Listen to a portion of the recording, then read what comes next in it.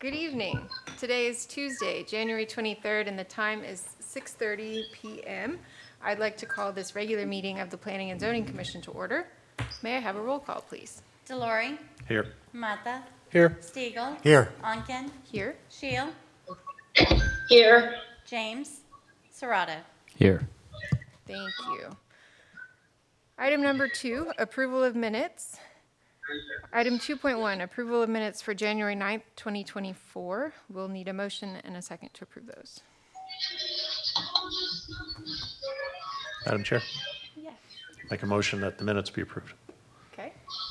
Second that. Okay, we have a motion to approve the minutes from Vice Chair Delory and a second from Commissioner Mata. All those in favor, please say aye. Aye. Aye. All opposed, say nay. Motion carries. Item number 3, citizen comment period. The Planning and Zoning Commission welcomes comments from citizens early in the agenda of regular meetings. Speakers are provided with an opportunity to speak during this time period on any agenda item or any other matter concerning city business, and they must observe the 3-minute time limit. So at this time, I'll open citizen comments. No? Okay, so we'll go ahead and close those. Thank you. Item number 4, consider impossible action. Item 4.1, consider a request to construct an approximately 4,000 square foot medical office located at 19055 IH 35, Texas Med Clinic Conditional Use Permit CUP-23-0097. Ms. Sharp, do we have a presentation? Yes, Kayla Sharp, city planner for the record. So tonight we have a conditional use permit for architectural review for Texas Med Clinic located at 19055 I-35. This is in the Amberwood Ranch development. So here's location. They're looking to construct an approximately 4,000 square foot medical office building. The materials consist primarily of brick and stone with appropriate architectural features to accent the building. And then here it's pretty much entirely brick and stone, so it is compliant with the I-35 overlay. Sides, and then site plan, and landscape plan. Yeah, so staff has found that this request is compliant with the I-35 overlay, and we recommend approval. Any questions? No question over there. I do have one question for staff, just more of a general question for anything like these. So I noticed on the landscape plan for this one that they're opting to do 7 trees at a 4-inch caliper instead of 8 trees at a 3-inch caliper. So I know at time of planting that means we're getting more caliper inches of tree, which is cool, but trees grow and they're not always little. So when we're doing CUPs, do we have any kind of ability to talk to or to ask y'all to go back to them and see if they would be willing to like negotiate on tree things? So generally, the landscape plans with the conditional use permit are more for review, and that's generally approved by staff during the site development permit. I'm not sure how much control we have or ability we have to go back and negotiate that with the applicant. Okay. Will might have more information.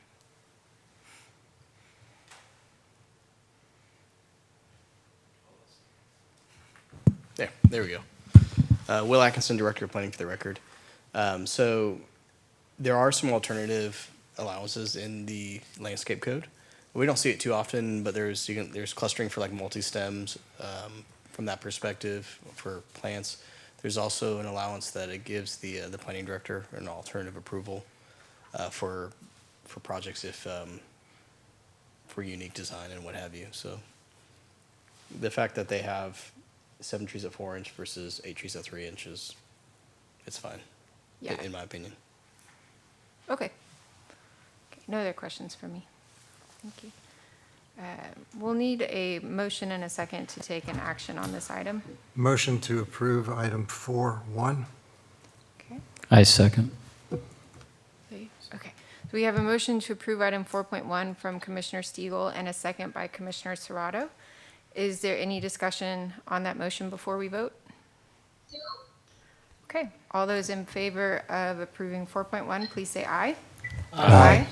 Aye. All opposed, say nay. Great, motion carries.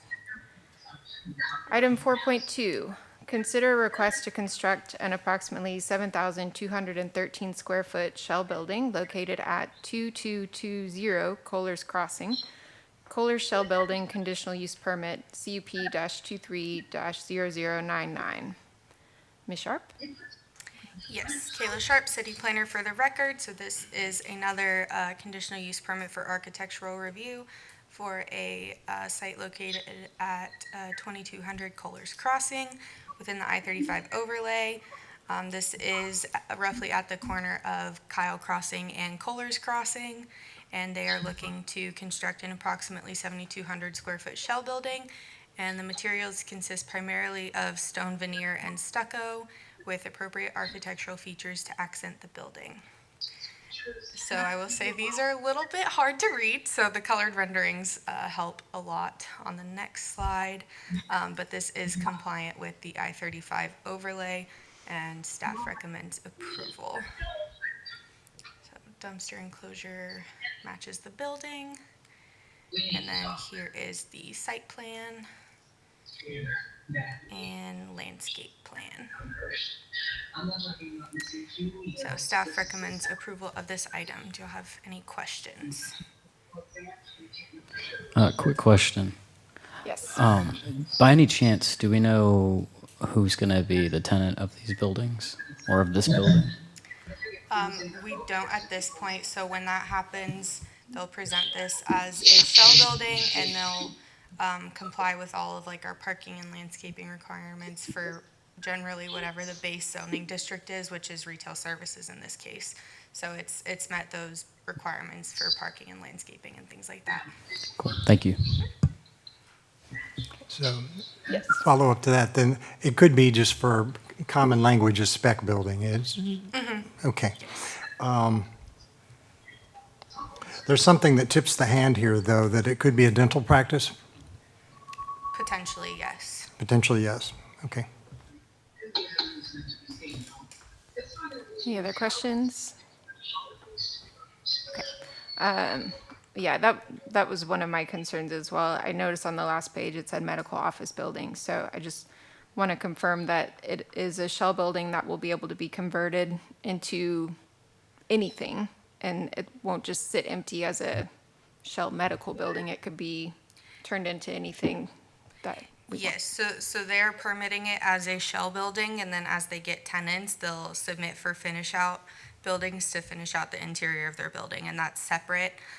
This one is a little bit different. This zoning actually has some additional conditional use permit requirements for the actual use.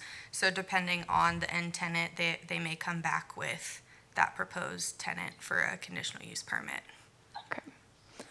My other question, if you could go to the site plan, please. The intersection there, the Kohler's Crossing with the name that I can't read, it's quite small. But that intersection there, I know is going to be a fairly busy one between places that people might be trying to go to on foot. The way that sidewalk is shaped, it doesn't really look like it's going to make a natural connection point for a crosswalk. Do we know anything about what the plan is? Yes, so the city is planning to make improvements to that intersection, including a pedestrian crossing. The contract for that has been awarded, and we anticipate those improvements being made by the end of this year, early next year kind of timeframe. And will the crosswalk be able to connect to this, given the kind of unusual angle that it's at? Yes, there will be connectivity between this site and the other side of Kohler's Crossing. Perfect. Nothing else for me. Any other questions? Okay, so we would need a motion and a second to take action on this. Make a motion to approve? Okay. Second. Okay, we have a motion by Commissioner Mata and a second by Commissioner Serrato to approve item 4.2. Is there any discussion on that motion? All those in favor of approving 4.2, please say aye. Aye. Aye. All opposed, say nay. That motion carries. Thank you, Ms. Sharp. Item number 5, staff report. Item 5.1, staff report by Will Atkinson, Director of Planning. Do you have a report to the commission? I do. Will Atkinson, Director of Planning for the record. This report is similar to what it was last time, but with a few minor changes. We have a new comp plan. It was adopted by City Council on the 16th. We are making final revisions internally based on feedback from y'all and City Council that they also agreed to in those workshops and what have you. So that should be back to us by the 29th, I believe, of this month, based on some email. So I had going back and forth today. And then that'll be available for the general public. We'll put it up on the website. We'll have a copy as well in person. And if y'all are looking to potentially have some copies as well, just give us a shout. So it's super exciting. We're already seeing, we've had a few people reach out and try to figure out, can I do this on my lot? Can I develop it in a way that matches the comp plan? We're like, yes, let's try to figure out how we work this out together, because our code hasn't been updated yet. So that's a fun exercise right there. So we have an anticipated adoption of the downtown master plan in probably right here it says late February, early March. It's actually probably going to be mid to late March, possibly from a time frame perspective. We're making final edits on that as well. And we're going to have at least one probable workshop with City Council we think on February 20th, but that's kind of up in the air as well at the same time. So just note that we're going to refine those dates and bring it back with a little bit more finality. Commissioner Shield, could you please mute your microphone, please? Oh, I'm so sorry. Thank you. Can you all hear me all right also? Okay.